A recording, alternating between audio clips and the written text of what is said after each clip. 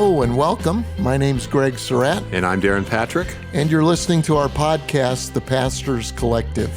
On this show, we talk about pastoring, what it's all about. The good, the bad, the ugly, the dirty, and the joys of serving churches.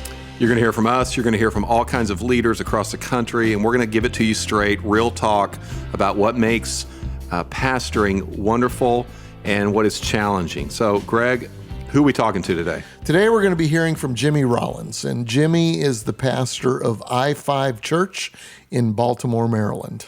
How'd you get to know Jimmy? You know, I was thinking about that. I was at a conference, and a mutual acquaintance introduced him.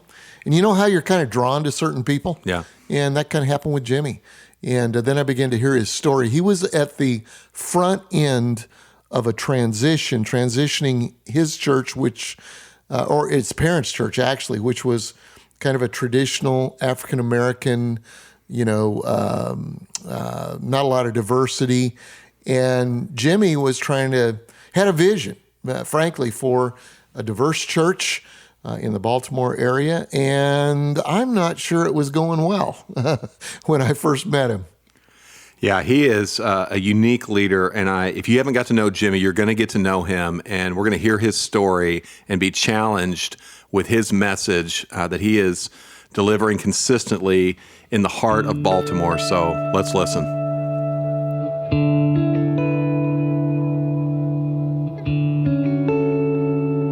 All right, we're here with Jimmy Rollins. Jimmy, my man, I'm excited to have you on, man. I was just sitting here thinking, how long have we been knowing each other? How long have we been friends? I remember meeting you, I think, was it at an ARC conference, or do you remember? It was at an ARC when we called them roundtables in Pittsburgh. That's it. I think that was 2013. Yep. Man, it's been great. Been up to see your church. Love what you guys are doing. We just thought we'd talk a little bit about your journey. Tell us a little bit about kind of how it started for you. Your parents are in ministry, pastor, started a church. Tell me a little bit about that. Absolutely. Well, it's been a long journey. My parents literally started a church before it was called church planning. It was just called church pain. No, I'm joking. In 1994, my parents just started a church. We were going to down in Capitol Heights in Washington, D.C., in that area. And it was pretty far from our house, about 35 minutes from where we lived. And my parents just felt a call to start what was then Living Waters Worship Center in 1994. And I served them for many years and did every role from janitor to cook to worship leader to son to getting sat down, for months because I sinned or something on the third row for, I don't know. It was every role, executive pastor, in and out of that from 94 until now, which is 7 years ago since we launched I-5. Well, the question is, were you any good at any of that? I was probably not good at most things, probably just the getting sat down part. Yeah, I was really. You were good at that. Okay. So 7 years ago, 8 years ago, what happened? I mean, how did you know? We're going to give away the punchline.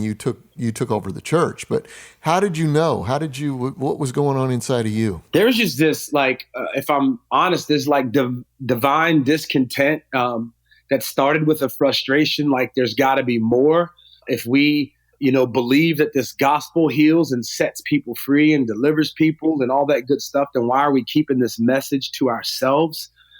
We were passing homes on Sunday mornings where people were staying in and not going to church. We were passing homeless people on the streets. We were seeing dysfunction in our community. And I just wondered, this church that sat on a corner, that we were going to church, but I wasn't sure if the gospel message of being the church, that we were quite being that. And it started with this just divine discontent for lost people, this thing in my heart to go after people who didn't know our church jargon and our church language and our church culture, people, everyday people that I was doing life with. I just got a burden for them. I got a passion for our city. I got a passion for our community. And I remember just feeling like back then that, man, there's no outlet for me to do this the way that I feel like God is calling me to do it. And so it's kind of crazy how that frustration turned into a divine discontent, which eventually turned into a mission. So did your parents see it as divine discontent? Did they see it as, were they as excited about it as you were, or did they see it as the rebellion word? I guess they initially saw it as rebellion because it to be honest, at first it was rebellion. It was, man, we need to be doing stuff different. I mean, I remember trying to turn things and change things, and it just wasn't, I had the ability, I maybe even had the anointing, I just didn't have the authority. And I remember, how frustrating it was and how the struggle was, and trying to convince them, there's this word called life-giving that I have no idea how to define, but I just feel like, man, that people are serving out of obligation, not dedication. And I didn't handle it right at first. I was very discontent. Now I call it divine discontent because that sounds good, like on a book cover or something, Yeah. But so what did that look like when you were, I mean, so many young leaders go through this, right? They're trying to step into their calling, but they're in the context where they're under authority. They're, what were some of the things, if you could go back, that you would have done differently? Yeah, well, definitely. I would have talked to myself and said, number one, that when God speaks and God starts giving that tension, you start feeling that tension in your heart, that, although there's a mission that he's putting in your heart, there's also a timing. And man, back then I felt like everything needed to happen now. Like we weren't in God's will unless it happened now. So definitely I would have told myself to be patient. I would have told myself the process of, or the power of churning a vision and making sure it's settled in your heart, that it's going from frustration to mission without that rebellion and that tension and that anger. So I would have told myself to settle down a little bit. I would have told myself specifically that different doesn't mean better. And I feel like that there's a lot of leaders out there that God is doing something in their heart that's different. But different doesn't mean better. Different doesn't mean that we have to do away with the things that cause the foundation in our heart for God to even speak a vision in our heart now, that we don't need to just do away with them. We need to build on them. I would have told myself definitely those two things, that timing and different doesn't mean better, and that my ideas are not the best ideas. Sometimes I need to build on somebody else's idea. I like that. I like to tell church planters that you are just the latest thing in the city. You're not necessarily the greatest thing. A lot of times we forget that. Man, this city they needed me so badly. That's so good. but and the city does need you. God has a plan for you, but you're not necessarily the greatest. You're just the latest thing. How did the process happen? So did mom and dad say, okay, it's your turn, it's time, or talk us through that just a minute? Well, we actually it was crazy. They didn't initially. It was brutal, which is beautiful and brutal all at the same time. It started with, hey, you guys can do a Saturday night service.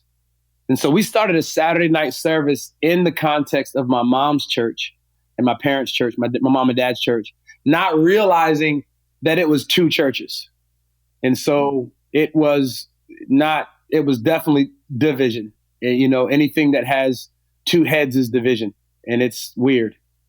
I would say that my rebellion and my youthfulness and my thinking that I knew everything caused a lot of pain in a lot of people who didn't necessarily have the spiritual maturity, or should have had the maturity to have to decide which is what I was calling better at the time, but was only different.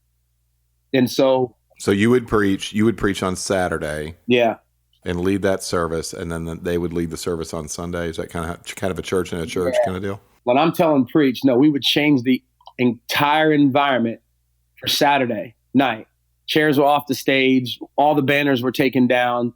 Lights were dimmed. Lights were rented. The DBs I'm getting a vision now. I'm getting a vision. Yeah. And then we would switch it back for Sunday morning. It was awesome. So how long was that? Did that happen? Is that like a few days? We did few that months? for about right around 6 to 8 months. And I'll tell you what happened man, I got really convicted. I started having some guys speak into my life. I started, doing life with some guys outside of our context of church. I would call them some life-giving friends. And they were like, man, like 2 visions is the vision. I actually went to my mom and dad and apologized. And I went to the Saturday night service, which had grown tremendously. I mean, from 0 in 6 months to about 500 people on a Saturday night. And I shut it down and I started serving my parents. And I'm not saying I did it.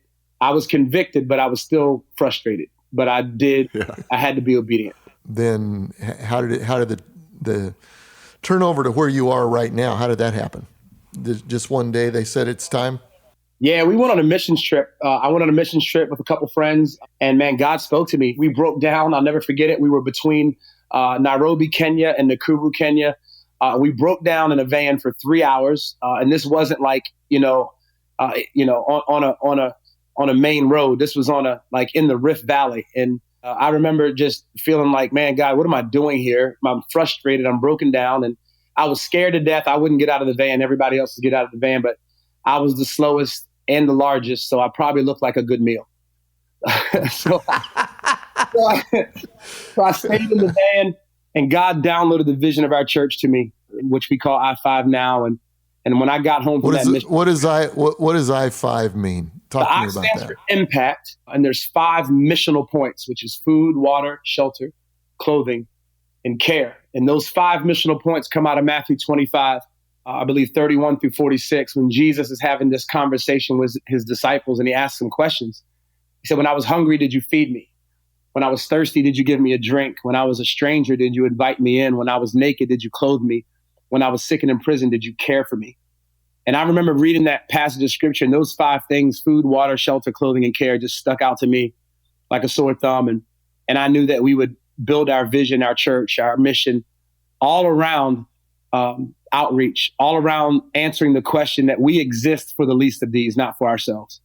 And that vision, did that resonate with your parents, that some of the leaders in the church? How did you translate that? I think it resonated with a few individuals who kind of had that evangelistic call. It did not resonate with my parents at first. It didn't resonate with my family at first. It didn't resonate with our church leaders at first. I realized that they had to be brought through a journey that I had to teach them the why before we actually moved out into the what. And that process was probably before we launched a year. And then after we relaunched my parents' church, it took about 3 or 4 years for the vision to actually stick. Get to a process of maturation where it was in the hearts and ingrained in the culture of our church. I would say that vision took 4 years total. Did anybody ever say to you, I-5 sounds like a highway? We had a lot of feedback. We had a lot of pushback with the name. In fact, that's actually how I met ARC, is through Plain Joe Studios. And Peter McGowan and Mel McGowan, right? Who we hired them. We found them on the internet and hired them to help us with our vision and our name. And we were going to be called Impact Church. And I remember Peter McGowan saying, there's a ton of impact churches.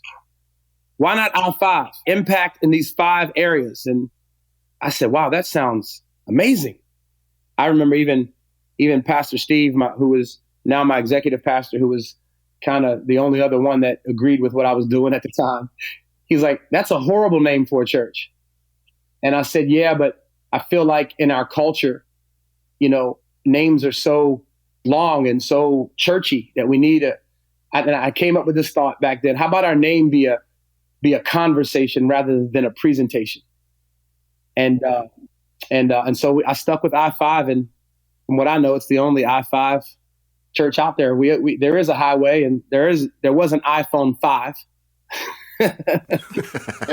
But that makes sense. We ask you okay, I-5 church. I mean, where'd you get that name? What does that mean? And it opened up a conversation, which I understand now, impact and the 5 areas that you want to have outreach in. So it does become a communication piece. Absolutely. It's been great. Yeah. So as the church got rolling, what surprised you? What surprised me the most is that everybody didn't like me.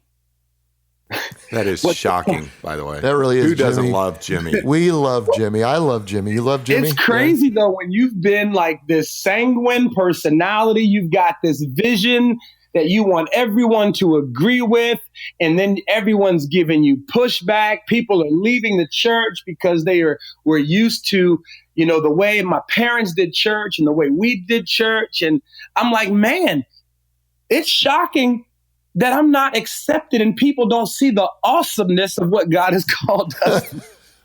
And the awesomeness of you. Seriously. Yeah, it was tough. I'm not going to lie to you. I had to learn very quickly. So Jimmy, did the attendance of those there, did it go down at first, or? It did. How'd you handle that personally? I didn't handle it well, Pastor Greg, at all personally. That's probably was the start of Unhealth for me. What happened was I had prayed for something and I had envisioned something and I had strategized for something that my emotional health, that my mental health, that my physical health wasn't ready for.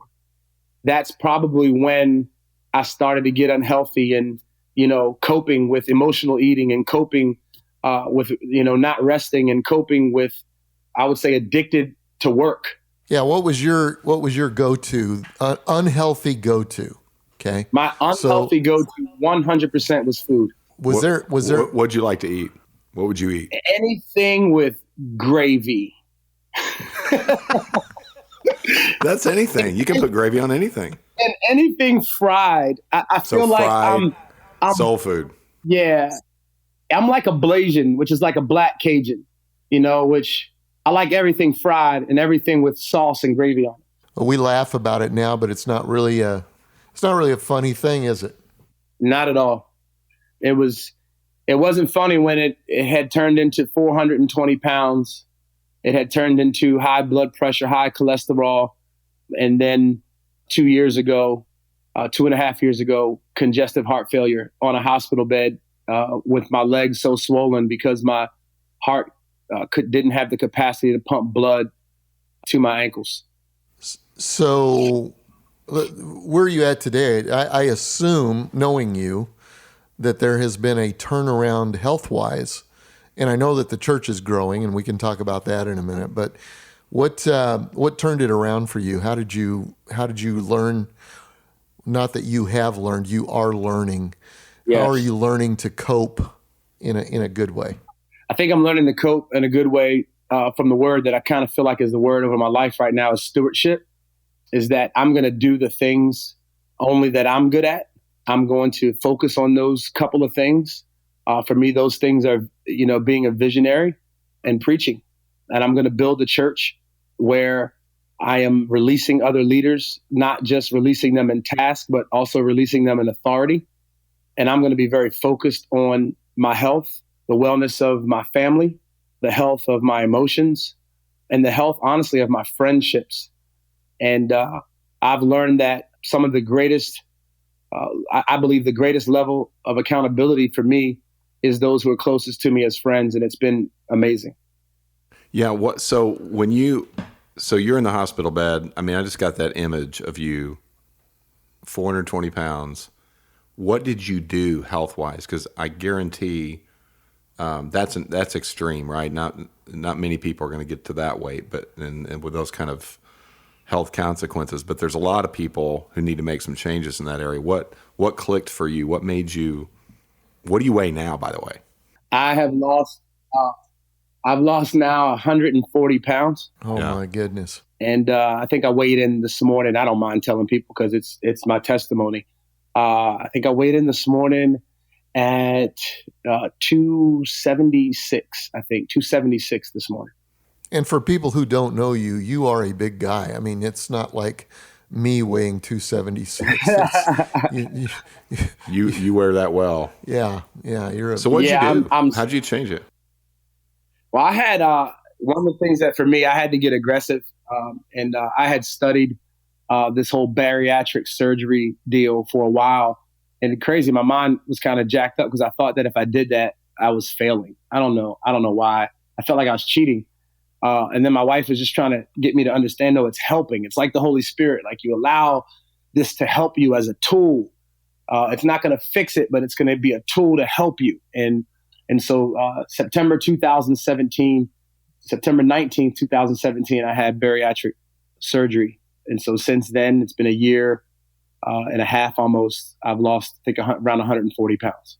And it's more than just surgery. You had to change your mindset. I've been around you when you have eaten. You make me feel guilty because you discipline yourself. I suppose that's because you feel like you have to. Can't go back there. Absolutely. Right? The counseling was huge for me.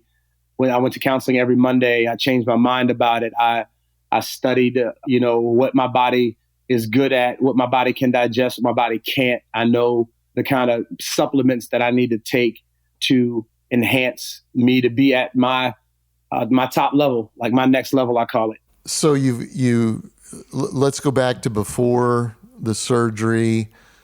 We know that the surgery didn't cure everything. It helped. Yeah. It kickstarted you, and you had to change your habits and a lot of that kind of thing. But were there ever times, like before you did that or even since, that you felt like a hypocrite?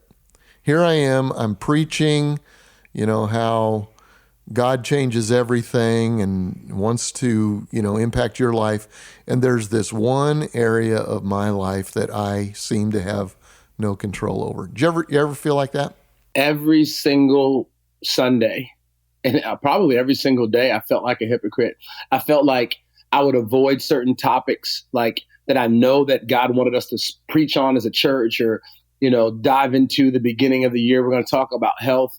But man, as a leader, the hardest thing for me is failing in public every week. Every time I went on the stage, I felt like a failure because everyone saw my failure and my weight. How do you think God felt about you during that time?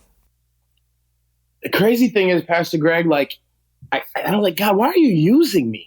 Like, what is going on? It was something, I don't know, that was kind of authentic about that felt like, man, God's using me out of this brokenness, but I didn't want to get comfortable with it. So I was in this quandary of feeling like, I know this is not God's best for me, but God's using me here. What I felt like the Holy Spirit was saying to me during that time is but not for the long haul. Like I felt like God honestly felt about me that I wasn't being a good steward of the gift of life and the gift of health that he gave me and how he created me as. So I felt like God was disappointed, to be honest. Well, don't you think though, Jimmy, that for your effectiveness, breaking through, I don't want to say conquering, because I don't know that any of us, we are conquering, we have not conquered. Maybe somebody can argue with my theology on that, but even in the middle of it, I tend to think that God loved you as much at 400 and some pounds as he does at the slim, svelte 280 that you are right now.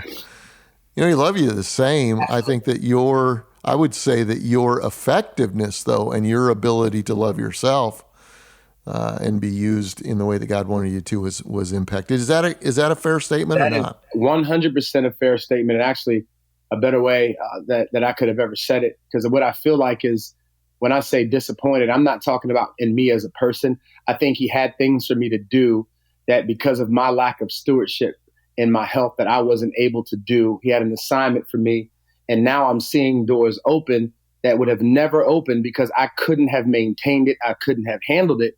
But now I can because of the steps that I've taken to take care of my temple.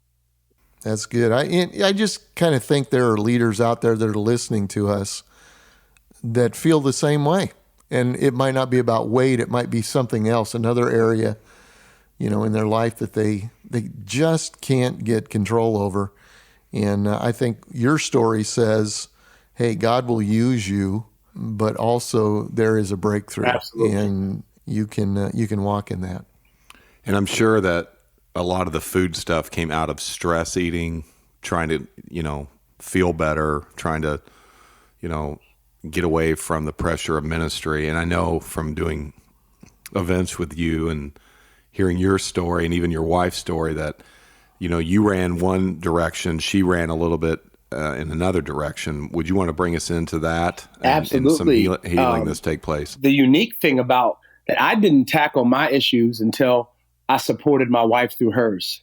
And I have found that as I supported my wife through alcoholism, I mean, come on, we're pastoring a church and I'm seeing like full blown alcoholism creep into our lives as pastors, which started with that innocent drink, what started with that one glass of wine after church, what started with that, oh, we're just going to have a glass of wine at dinner. And that glass of wine turned into 2, turned into 3, turned into 4 for my wife. Woke up something in her that she had put to sleep a long time ago when she started walking with the Lord. And what was permissible for her really sent her into a tailspin of just stronghold and issues that had gone down through generations and family and things of that nature, but really her own grief. And man, I remember even being on a trip with Pastor Greg, and Pastor Greg, you had no idea when we were in North Carolina watching a basketball game, I got a call from one of my kids that, with a picture that my wife had just gotten to the point with her alcoholism where she was passed out. And I was so embarrassed. I remember didn't want to saying anything. I remember shutting down and everybody was wondering what's wrong with me. And I was so embarrassed to talk about it, but man, helping her through those stages, helping her through a process of 3.5 years, conquer what looked like the impossible, actually seeing her walk through that and having the strength to walk through that gave me the strength to deal with my issues. So it was crazy how the power of her testimony was my strength and my issues that I was confronted with. So how did you talk to her about this? Did she resist, your counsel at first? Did she acknowledge it? And then just kind of walk us through that process. Leaders, we're always in delicate situations. We're leading organizations and churches, but then we've got this home life, right? And we're trying to figure out how do we do that? Like, how did you do that? It was the hardest thing that I've ever done. It was complete resistance. With this whole process of us being healthy on the other side of it and taking these steps revealed how unhealthy our foundation of our marriage was. Revealed that we didn't know how to talk to one another. Revealed that our communication was terrible. Revealed that we had secrets.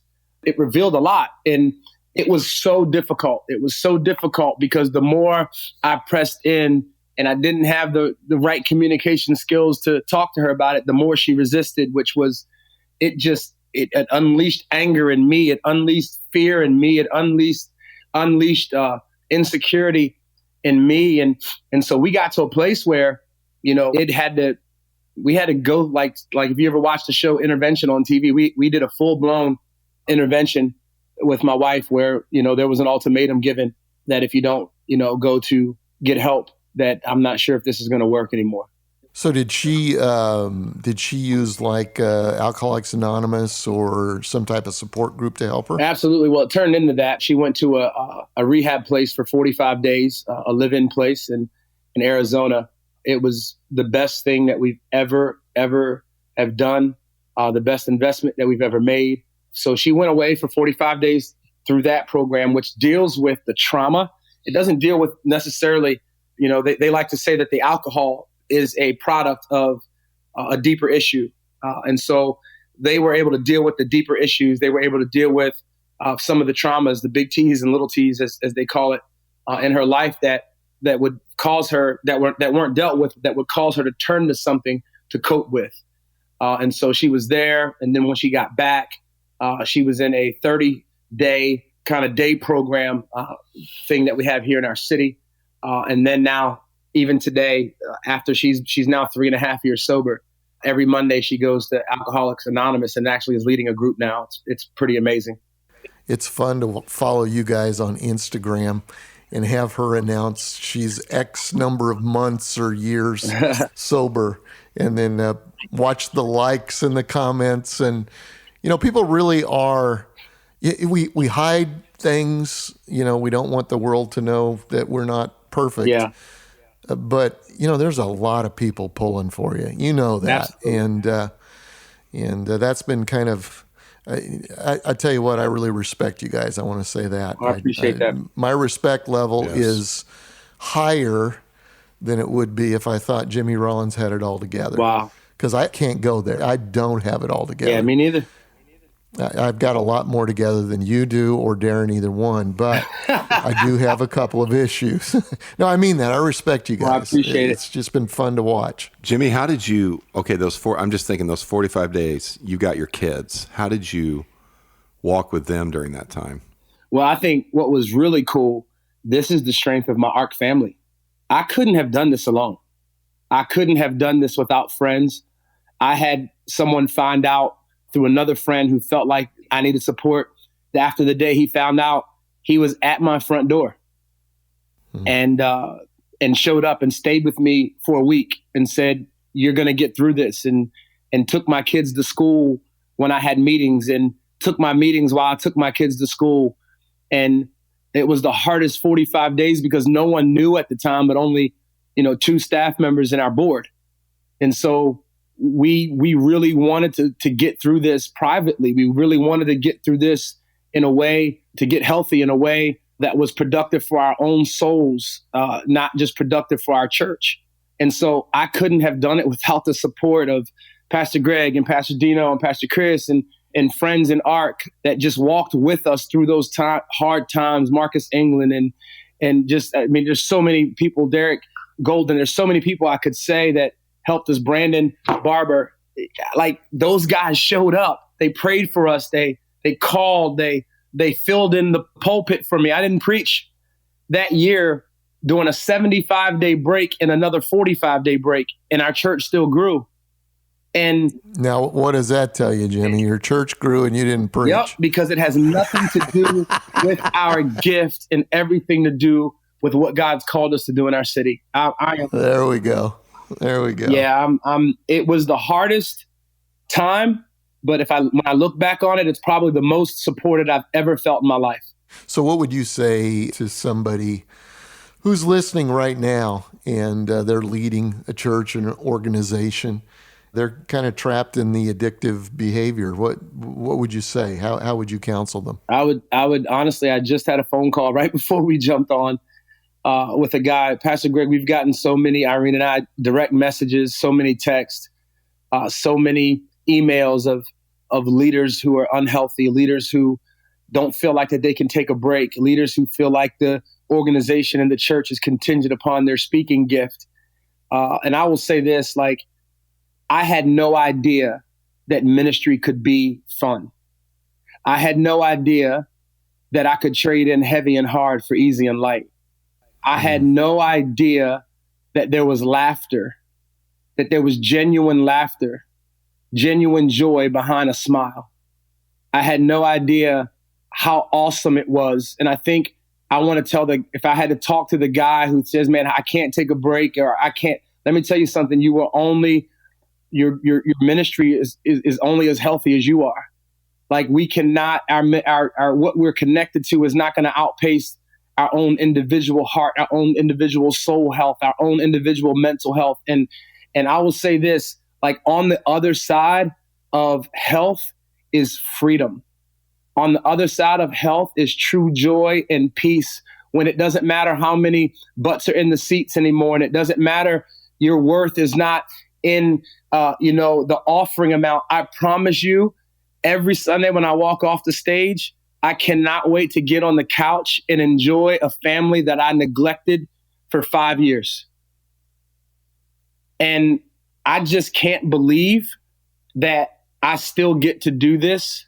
I can't believe that there's still a church to pastor. There's still staff to lead. There's still congregants to deliver messages to.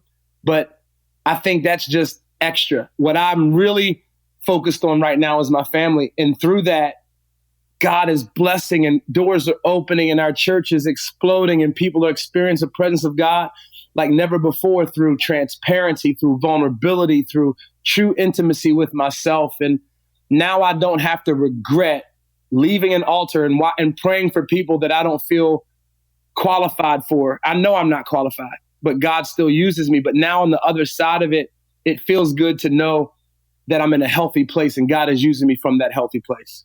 I'll tell you what, Jimmy, you have helped a whole lot of people today listening to this. I'll guarantee you that. And we want to thank you for your transparency. Absolutely. It's that's so refreshing. Wow. And I think that's one of the definitions of life-giving. Wow. Yeah, you're modeling for a new generation of pastors what it's like to fail forward, what it's like to put the brakes on, to regather and reload and relaunch. We needed that model. And so thank you for your faithfulness, brother, and thanks for your transparency. I want to thank you guys for loving me through it, for praying for me, for picking up the phone, Pastor Greg, when I just needed someone to talk to, from when you saw me, never making me feel shame.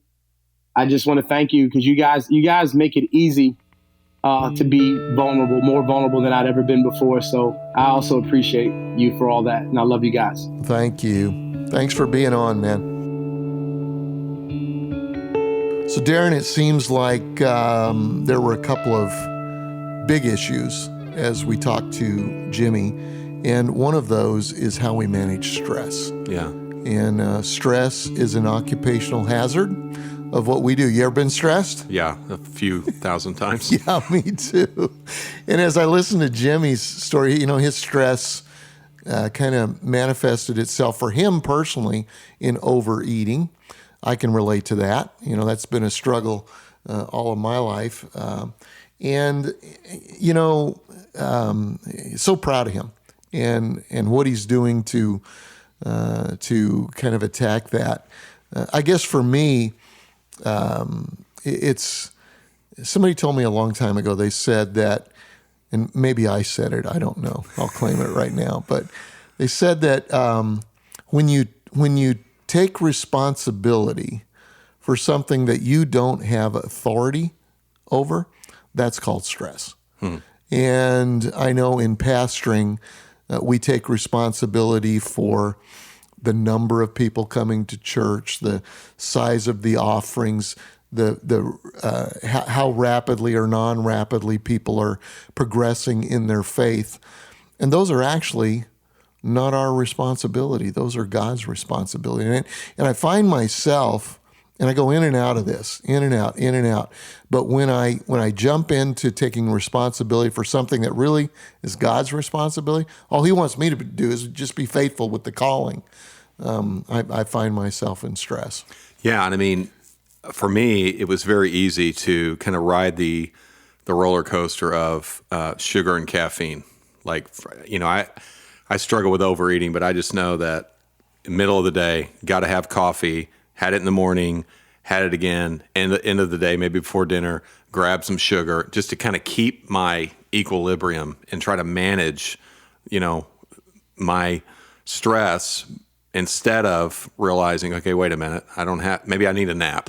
Mm-hmm. I don't think I ever managed stress with naps like I should have. I mean, I would have liked to have handled, stress better. And I think what happens to pastors is, number one, they're taking, how'd you say it, authority?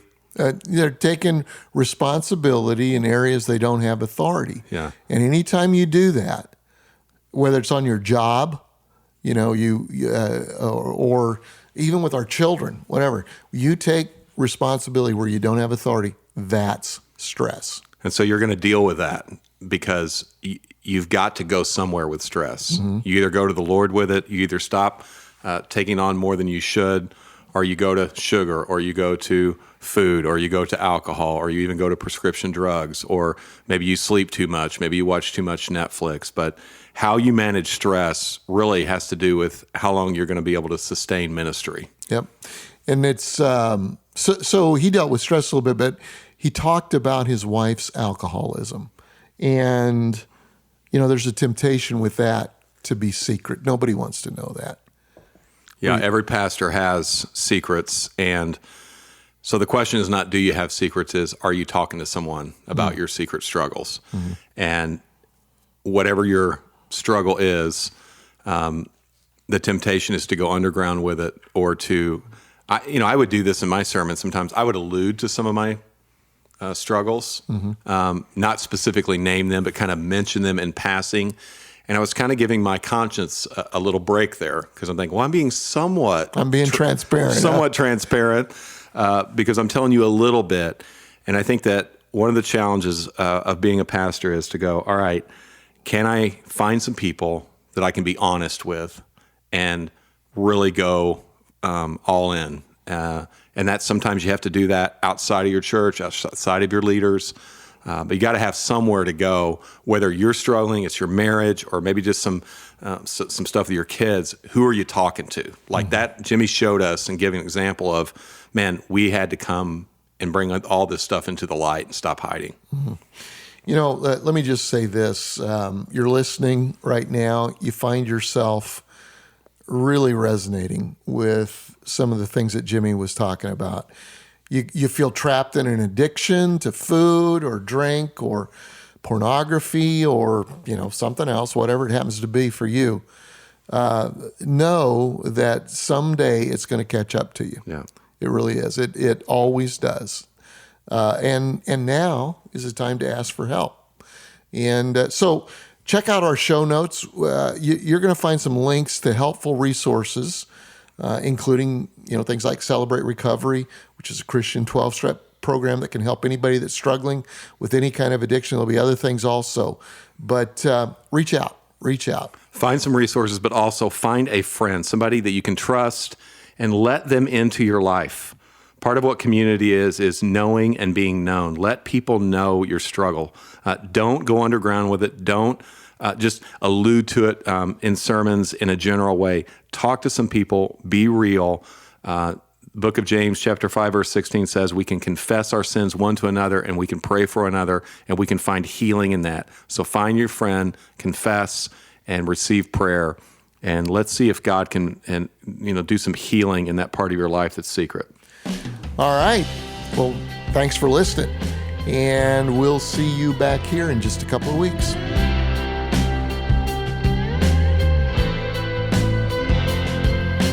If you're enjoying our show, please subscribe today and give it a rating and a review in iTunes or wherever you're listening. It helps other people find the show. The Pastors Collective is a production of Seacoast Church and Narrativo. It was produced by Mike Cosper. It was edited by Quinette Connor. It was mixed by Mike Cosper. Our music is by Dan Phelps. The Pastors Collective is executive produced by Greg Surratt and Darrin Patrick. You can learn more about our show and find transcripts at www.pastorscollective.com. Thanks for listening. We'll be back in a couple of weeks.